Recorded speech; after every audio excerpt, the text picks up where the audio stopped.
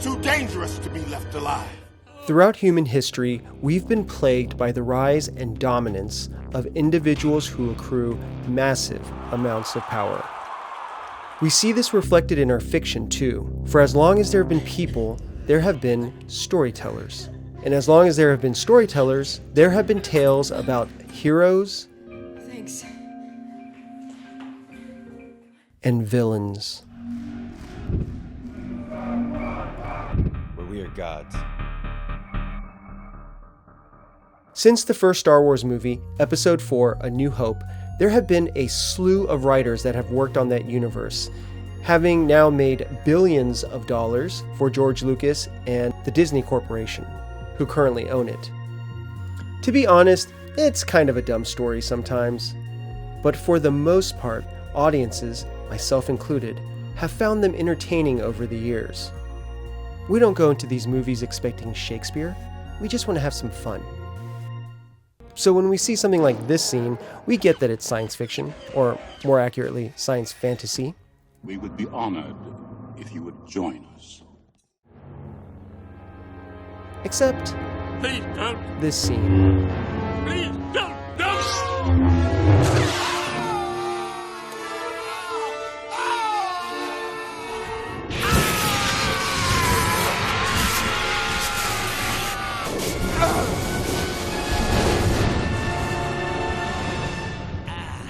Because this did happen.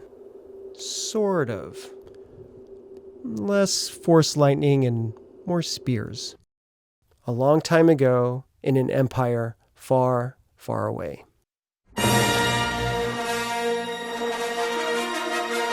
Unless you lived in Persia.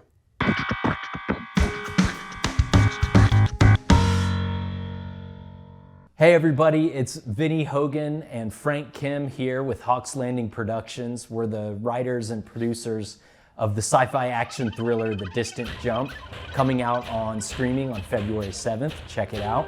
Frank is also the creator of Scout Comics' West Moon Chronicle. Check that out as well.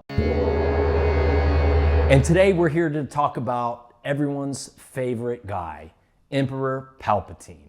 That lovable old curmudgeon of a Sith Lord. So the youngins these days may not think of it this way. When you started with the original trilogy and that was all you knew of Star Wars, you had Darth Vader as this just literally black and white form of evil.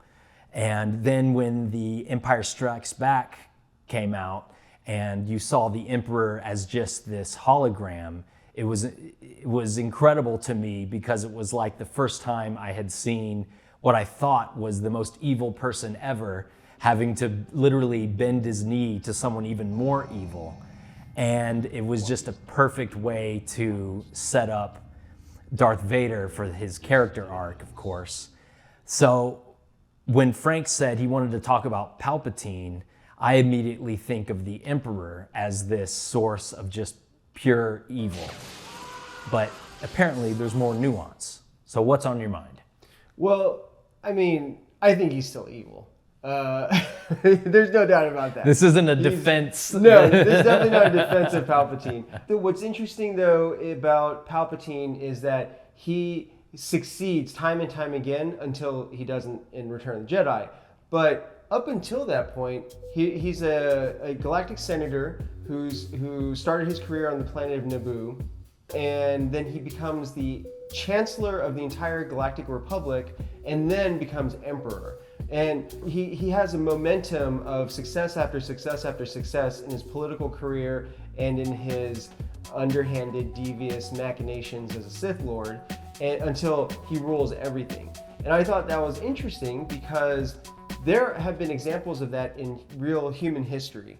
That you have fascist leaders or dictators, people who are not very good at all, and they just seem to have fortune favoring them constantly to where they start from very humble origins and then become ruler of entire countries or alliances, and they command vast military might, and it actually happens. So Palpatine is fictional, but you can easily look at the model of how he became the ruler of the galaxy and apply that to human history of how people became rulers of entire nations.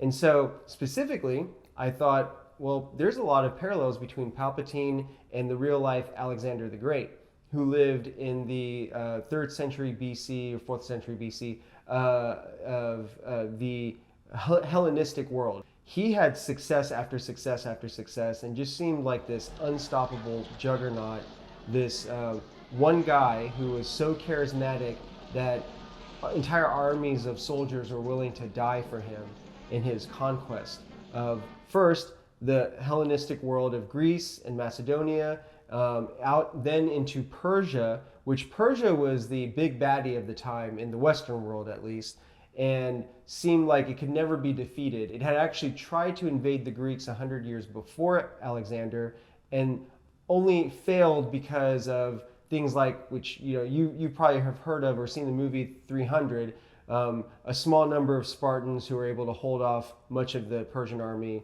It was only to be defeated by incredible washboard abs. Exactly. The washboard abs are a force of nature unto themselves. Yes. Real quick digression. The whole story of 300 is actually completely inaccurate. So if you watch the Zack Snyder movie, that's like a work of fiction. Like that's not actually how it happened. There were 300 Spartans, yes, but there were also like 1,000 other Greeks. Like it wasn't just 300 people holding off an army of 1 million. That's greatly exaggerated. Anyway, fast forward to Alexander's time. Persia was still a badass, and they had I forget what it is, like something like 10 times the size of Macedonia in land, and then of course vast resources and huge armies.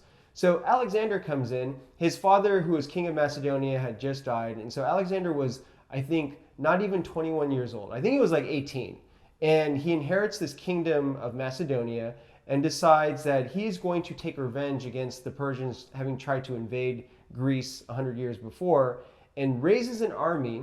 And how he got the money for this, because Macedonia was not a rich nation by any means, especially compared to the Persians, but he raised an army of about 35,000 soldiers, basically by just telling the oligarchs of Macedonia, if we win, there will be a bunch of treasure to be had, and you will have lots of new lands to own. But, he was talking out of his ass. Like, there was no evidence that he was going to win, because even with 35,000 soldiers, his army was about 1/10 the size of the entire Persian army.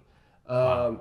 And not only that, but he had to travel with those 35,000 people hundreds of miles to get to Persia, just the outskirts of Persia. And then it would be like thousands of miles to get to the capital. So it wasn't like just a walk in the park. A lot of people rightly said, like, you're crazy. But he still was very charismatic, which is a common trait. Palpatine is also very charismatic in the Star Wars universe, and very good at manipulating people. And that's what Alexander did. And he convinced all of these oligarchs to donate money to pay for this army to then go across the waters and fight Persia. I mean, to me, like what Alexander did, I think is almost like a Jedi mind trick on a vast scale, because he would tell wealthy patrons, stories basically. But he convinced them so much that they kept pouring resources into it. The investment actually paid off. For all of his investors, they got their money back and more, because by the time he died, he had already traveled east all the way into India and then came back and stopped in Babylon in Persia, what is then Persia. He had traveled thousands of miles and taken so many cities and conquered so many armies that he was the wealthiest man alive. And so his investors saw just entire boats filled with gold and jewels and priceless artifacts and art that would come back to Macedonia and to Greece. There are still cities named after him to this day, over 2,000 years later. Wherever he would go, he would have engineers that would then go in and build cities that would solidify his power. He would appoint like trusted generals to govern each of those cities, so that he knew as he kept pushing eastward and towards India, behind him there wouldn't be a bunch of disgruntled, conquered enemies that would then rise up and revolt. He was very savvy that way, knew how to be a great administrator as well as a great battlefield general. It reminds me of the two important laws that you all must remember. The first one is never engage in a land war in Asia. The second one is never tangle with a Sicilian while death is on the line. Inconceivable! That's why he probably never lost a battle. He never actually tangled with the Sicilian. He went the other way. So in a way, Star Wars almost could operate as a cautionary tale to why we should be mindful of the real intentions and the manipulations of dictators. There are stories about how entire cities would just surrender because they heard he was coming. They wouldn't even try to resist. Wow. And I think that that's what people who rely on charisma to that level kind of count on, I think, is that their personal story, their mystique will precede them and make enemies cower before they've even arrived. And I mean, he definitely had to fight some very fierce battles too, but it all kind of feeds on itself, I think, because the more impossible battles that he actually ended up fighting and winning, then the more it seemed to people that, well, maybe this guy is divine. Maybe the gods do favor this man and he is meant to rule over everything. He would often fight battles where he was outnumbered 5-1, and yet he would still succeed against these other like battle-hardened soldiers.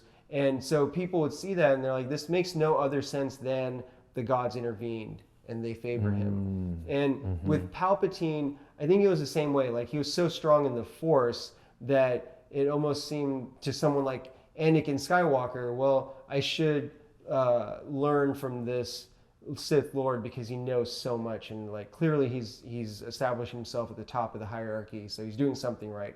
So I think that's what happens with people under Palpatine and people under Alexander the Great. They want some of that glory for themselves that these charismatic leaders have. And they think that by studying them and being around them, they can get some of that glory. But then they don't see the cost, which is lives. Like, people actually died and suffered greatly. Even innocent bystanders suffered. So when Alexander the Great's army would take over a city, then the soldiers would go and loot and pillage and assault the citizenry, the innocent women and children, and the elderly men that didn't take part in the fighting, didn't even really have a choice. They were just doing what their king told them to do, but yet they were still made to suffer by Alexander's invading army. So there's, I think, always that cost, but the leaders at the top, of course, de-emphasize that. And if anything, they spin it. Like, Alexander would tell his soldiers to loot a city because it would bring them fortune. So by going, each soldier going in there after the battle was won and then just killing someone and taking their stuff, that would enrich them. So, and then they didn't even see those bystanders as people; they were the enemy. So yeah, it didn't really matter if they slaughtered them. So yeah, I think that's a huge danger. And I think, unfortunately, in our political climate right now, we're getting close to that, where you see like things like ICE coming in and dragging people away because they don't think of them as people. They're something else, subhuman. And I think a good question for us to ask is, where could we possibly contribute as writers? Where could storytellers and writers, filmmakers, authors, artists try to contribute to not repeating? Have you ever considered that we may be on the wrong side? What do you mean? What if the democracy we thought we were serving no longer exists? And the Republic has become the very evil we've been fighting to destroy? I don't believe that. And you're sounding like a separatist. This war represents a failure to listen. Now you're closer to the Chancellor than anyone. Please, ask him to stop the fighting and let diplomacy resume. Don't ask me to do that. And I think that fiction is great in that it can be a fantastic, healthy way to acknowledge the pain. Both, it can be extremely specific, like a filmmaker making something that's autobiographical. It can be something more general, where it's relatable on a human level. And for me, that's where tragedies can really be cathartic.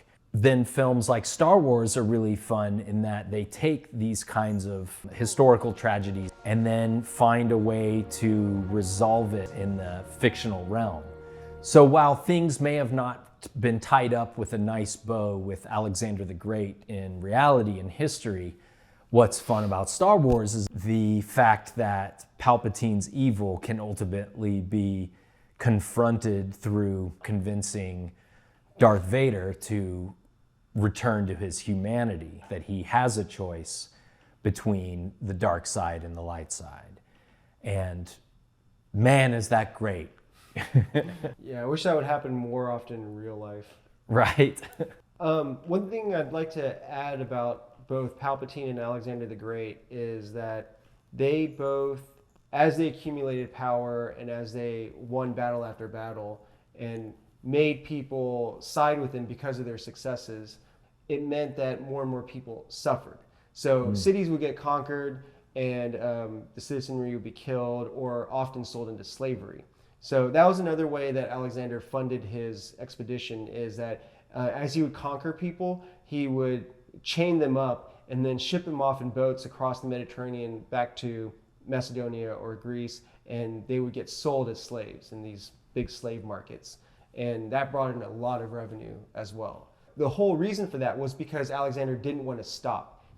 After he conquered Persia, again, the big baddie of the Western world at the time, that was like, to all of his other generals and his advisors, that was like the goal. They had done it. They had done what no other Greek before them had ever could even conceive of sometimes. But they conquered Persia. And then all of his people thought, well, we're going to stop here now. We did what we set out to do. But not for Alexander. His ambition was unbounded. So he wanted to just keep going, see who else he could conquer and what other lands he could take. So that was one of the reasons why eventually his army mutinied, and they're like, no, we're not going to go any further. We want to go home.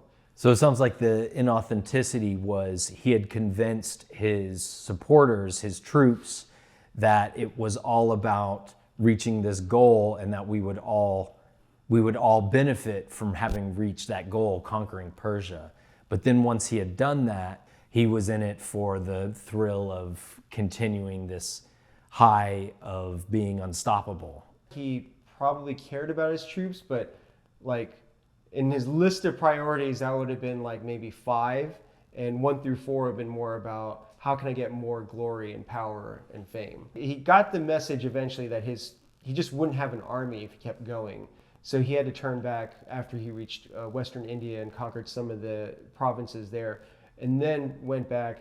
But even then, I mean, it had to be his way. So rather than taking the direct route back the way that they had come, he instead ordered his army to march south until they reached the Indian Ocean, and then would board ships. So basically, he made a big loop.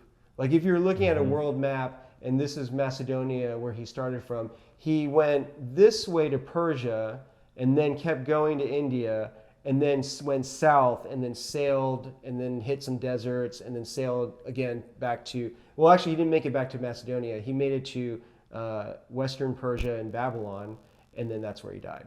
If it hadn't been for his entire army saying no, he would have just kept going. Mm-hmm. Yeah.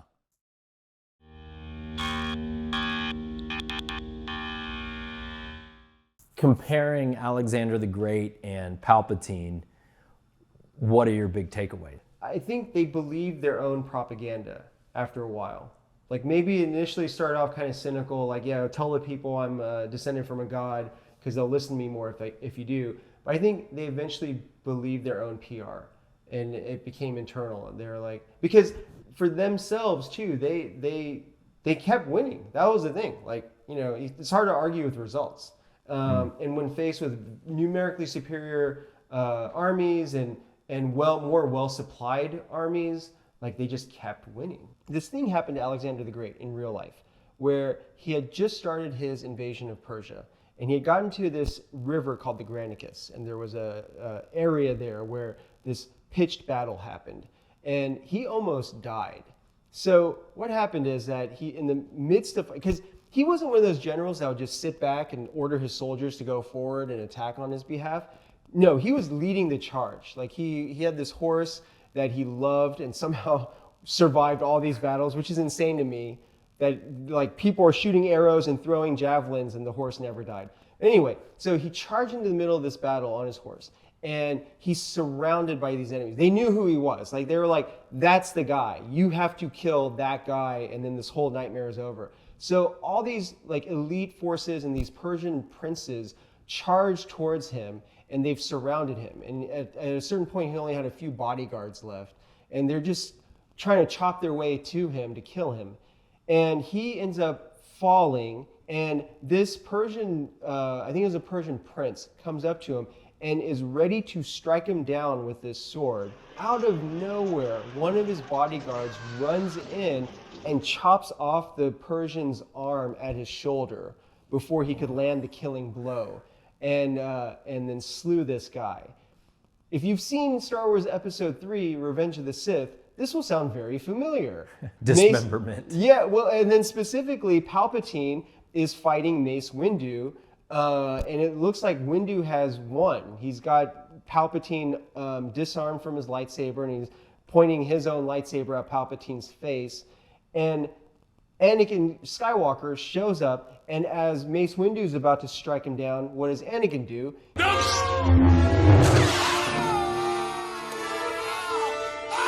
I can only speculate if George Lucas has studied the history of Alexander the Great. Maybe he knows about this story and purposely put this scene in Episode 3. But it just struck me as I was watching all this that, wow, that mirrors what happened in real life to one of these dictators who ends up becoming ruler of the known world at that point. It's a self-fulfilling prophecy for these leaders to think that they're somehow blessed or divine and that they have this fortune on their side. Because when something like that happens, even if you start off cynical and you're like, I'm just going to make up the story to get everyone to believe in me, when something like that happens and your life is almost over, but then saved at the last possible microsecond, I think that makes them start to believe their own BS. Mm-hmm.